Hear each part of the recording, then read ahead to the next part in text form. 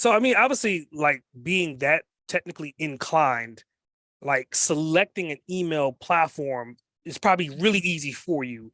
So I want to Mhm. talk about like you're certified in Salesforce. You're also certified in MailChimp. Mhm. Why are you certified in those platforms? Now I know they're the big players, but there's so many other variables and players in that spectrum and space. Why did you pick those two?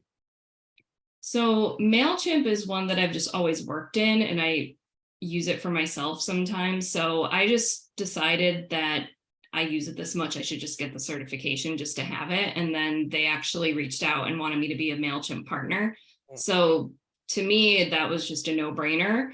The Salesforce and Pardot I found was the most logical for me because I work with a lot of small to mid-sized companies. So Pardot, now called Marketing Cloud Account Engagement, whatever they changed it to, I'm still saying Pardot.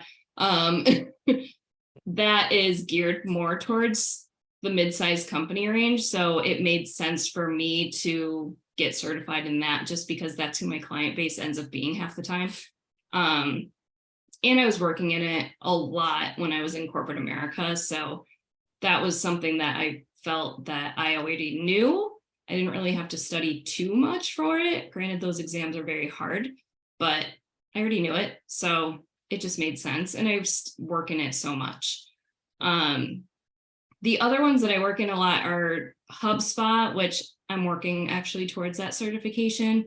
And then, I mean, I worked with all of them. There's so many out there. Marketo, there's Constant Contact. I mean, they're all so specific to company size, I think. So it just, for me, it's who do I work with the most and who do I want to work with the most? And that's probably where I'm going to go pick a certification.